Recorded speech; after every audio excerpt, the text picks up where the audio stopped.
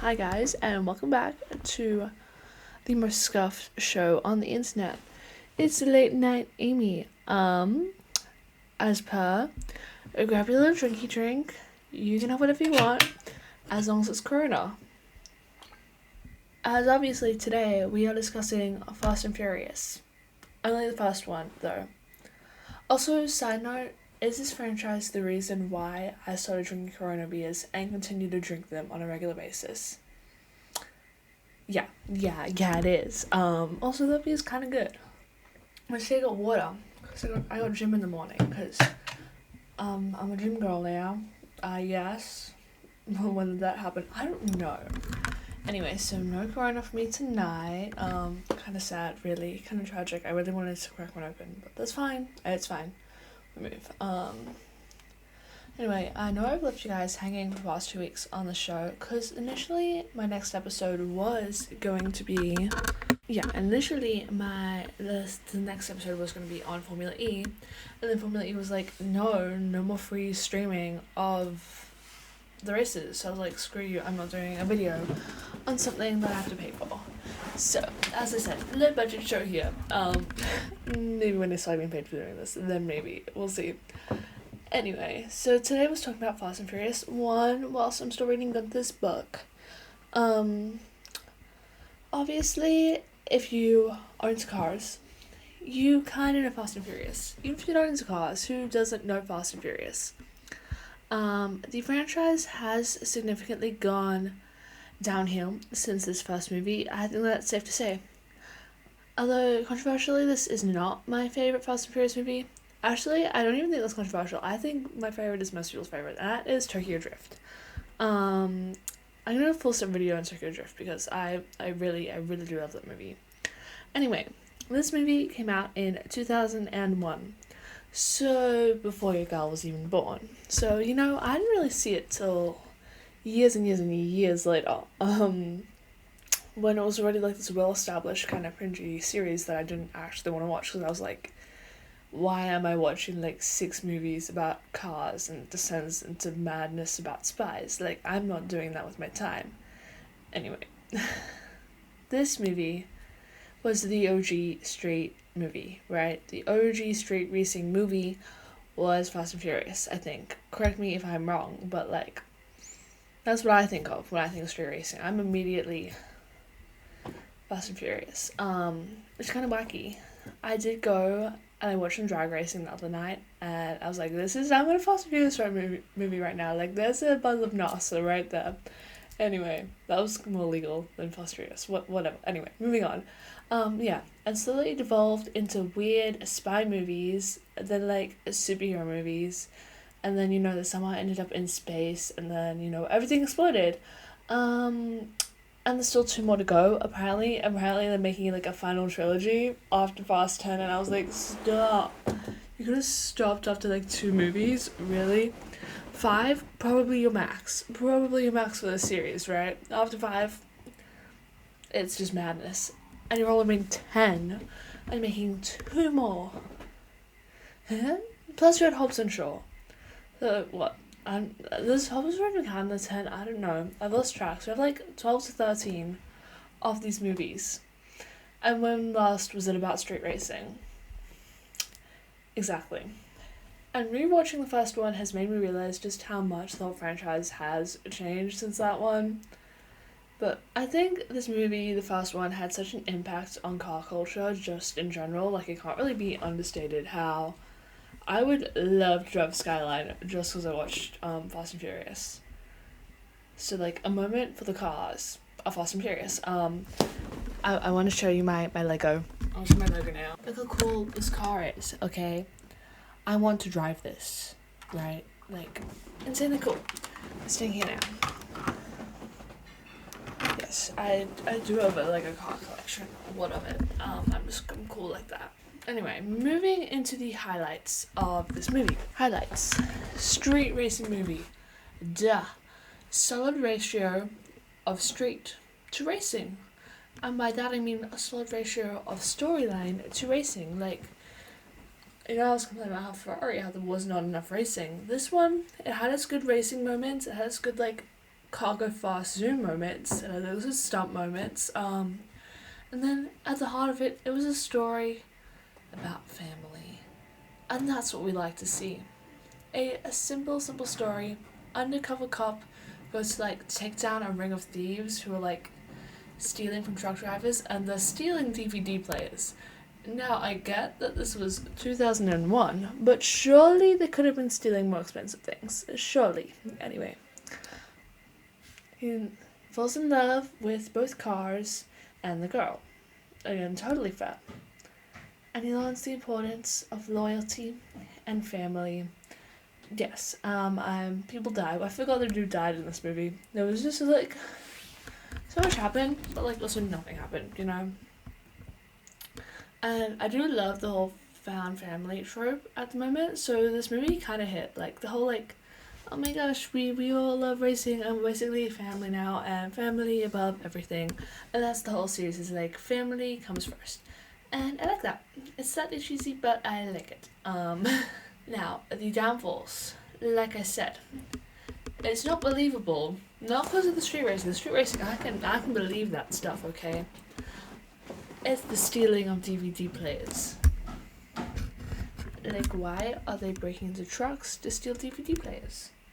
When they could be selling something much more valuable, like the jewelry might not be kept in the cars, in the trucks, so I get that. But, you know, maybe TVs, question mark? I don't know, I'm just saying it's more valuable things to be stealing than DVD players. That's when it becomes unbelievable.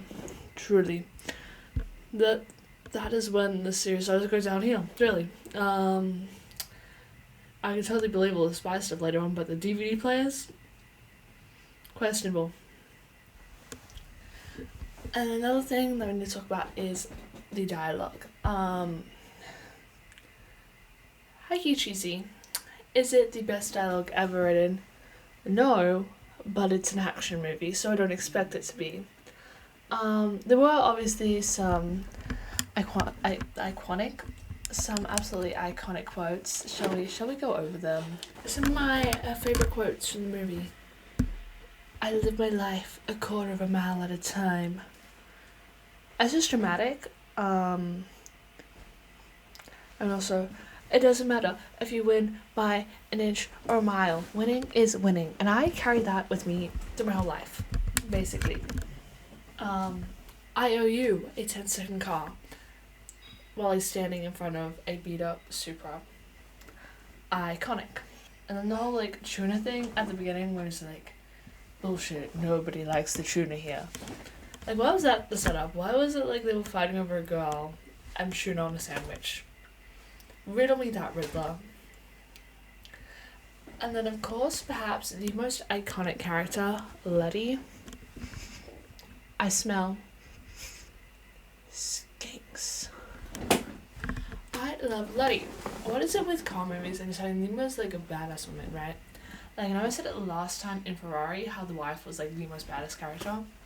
Again, Letty. Like, hello.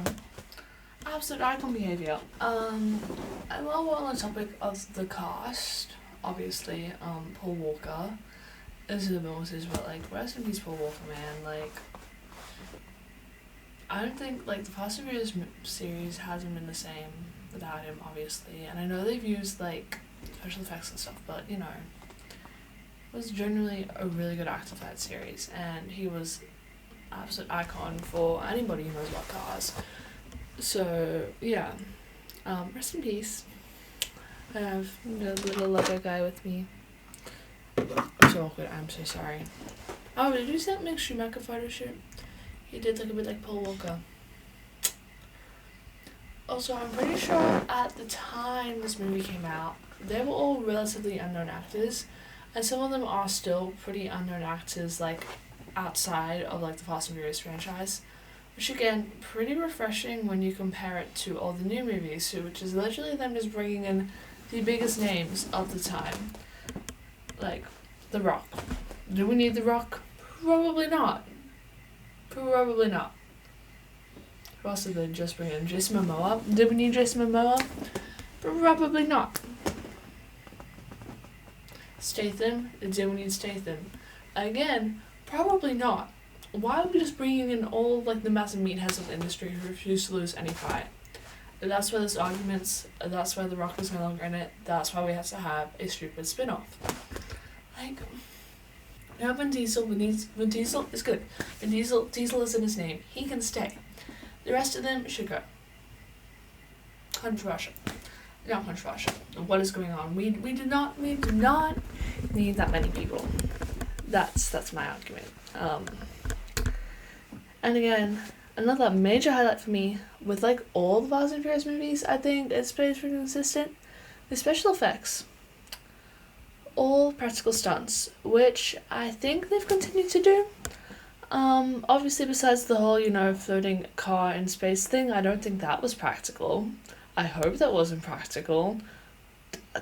That's some Elon Musk shit. I don't think that's practical, my guy. Anyway, I think they mostly continue to do it, and the stunts have gotten bigger and bigger. And, to me, that just, adds to the stakes. And no disregarding physics in this movie, okay? At least not for the first one. The later ones, there are some questionable moments, but in the first one, physics is not disregarded. Okay? All impractical, could legitimately take place.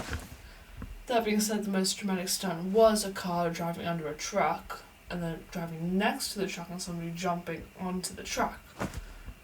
So yeah, maybe not that intense in terms of like practical stunts, but still impressive that the actors did it. Actors don't do that now.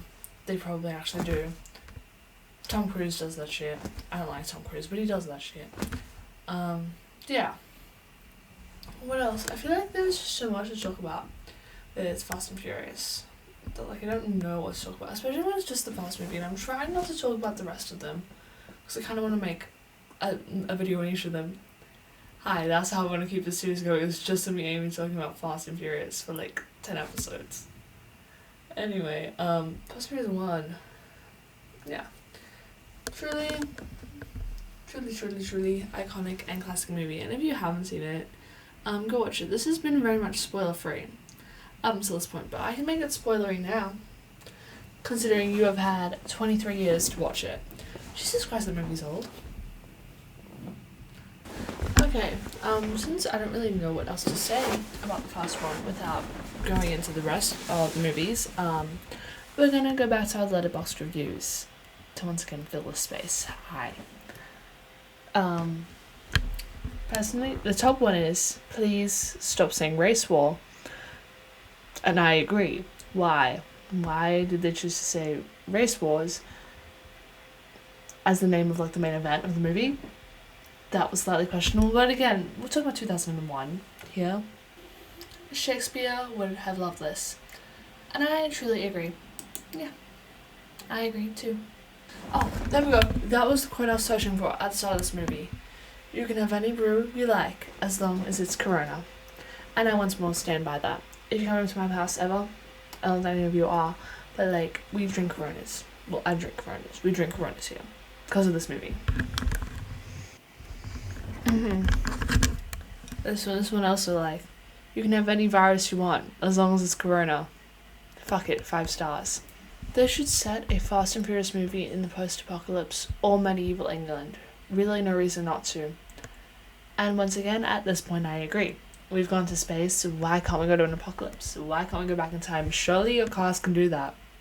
Just put enough NOS in it and it'll go back in time. I'm sure that's how it works, right? Vroom, we are cars. And I think that should be the last one. And we're gonna end the video here. Yeah, this was my little rant about Fast and Furious, the first one.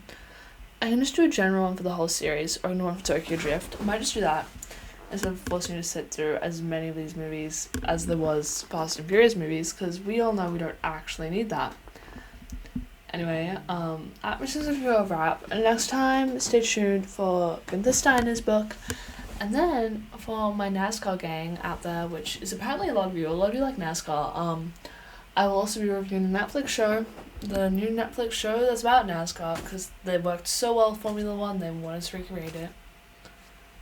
Okay, yeah, that's it. Good night.